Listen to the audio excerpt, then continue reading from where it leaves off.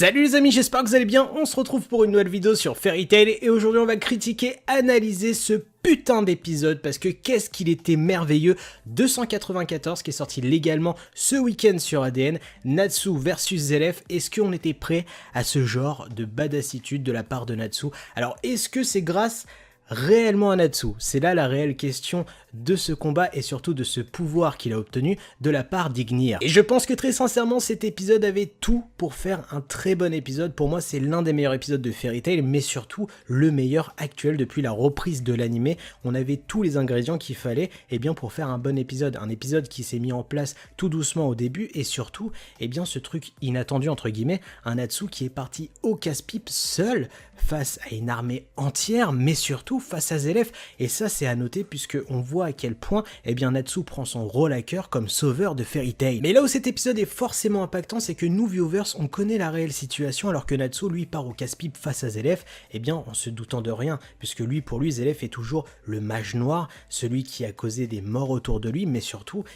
la pire menace qu'il a jamais affrontée. Donc lui ce qu'il veut faire c'est tout simplement anéantir cette menace pour éviter des morts. Mais nous on connaît la réelle situation, on sait que c'est un combat fratricide et que forcément on est touché par la situation de Zelef qui ne cherche qu'une chose, mourir. Et là l'une des plus grosses questions qu'on pourrait se poser pendant ce combat c'est est-ce que Natsu réagirait différemment s'il était au courant tout simplement de la réelle situation que Zelef est son frère, qu'il a tout fait pour son frère et qui ne cherche qu'une chose, mourir, même si c'est de la main de son frère, il veut se libérer. Natsu actuellement il a le rôle de libérateur, pas que pour le royaume de Furet, toutes les guildes autour ou tous les royaumes, mais aussi pour son frère qui cherche la mort parce que il a été dans l'interdit. L'interdit pour l'amour de son frère qui est Natsu. Et là on voit un Natsu qui est déterminé parce qu'il est dans le flou, parce qu'il ne connaît pas la réelle situation et surtout le réel enjeu. Et comme je vous le dis depuis plusieurs reviews, c'est ça le problème, c'est qu'on est forcément tiraillé par le sort de Zelef parce que d'un épisode à l'autre, il passe du plus gros FDP de la planète au mec qu'on pourrait respecter pour ce qu'il a fait pour Natsu. Et c'est là où c'est difficile de juger de ce combat et c'est forcément impactant. J'ai été pris par ce combat parce que je me suis dit, putain Natsu il va l'éclater, il a un pouvoir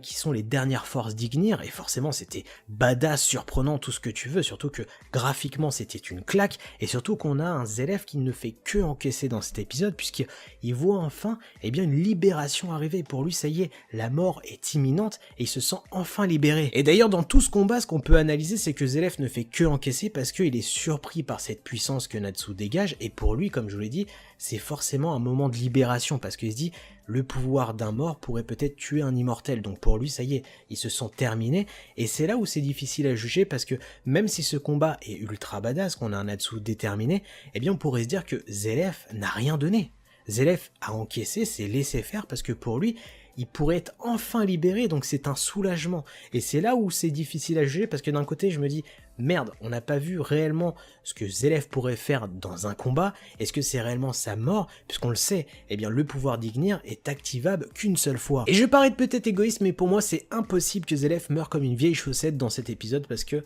il y a plusieurs raisons et surtout plusieurs trucs à élucider avant sa mort. Déjà, je veux un réel combat entre Natsu et Zelef, avec deux frères qui se tapent jusqu'aux tripes, tu vois, avec un Natsu qui soit au courant de tout son passé, de son background, de tout ce que son frère a fait pour lui, pour que ça soit encore plus prenant, parce que certes il tuerait son frère, mais pour le libérer d'une souffrance, et là ça sera encore plus impactant pour nous viewers, mais aussi pour le scénario de l'histoire, car pour moi, même si dans cet épisode tous les ingrédients étaient réunis pour faire une belle mort à Zelef, c'est bien trop facile, et surtout qu'on a beaucoup de choses à élucider avant la fin de l'histoire de Fairy Tail, et surtout qu'on va partir du principe que même si ce pouvoir était ultra badass, que Natsu a pris 10 mois à contrôler le pouvoir d'Ignir, c'est juste une infime partie d'Ignir qui lui a été confiée, on va appeler ça les dernières flammes, et pour moi je vois mal Zelef mourir d'un pouvoir qui n'est pas le pouvoir réel de Natsu. Zelef veut mourir de la main de son frère, mais aussi de son réel pouvoir. Et j'ai envie de dire, il y aurait que à gagner à voir un Zelef ressusciter des flammes noires d'Ignir, tout simplement parce que en voyant le pouvoir de son maître qui lui a été confié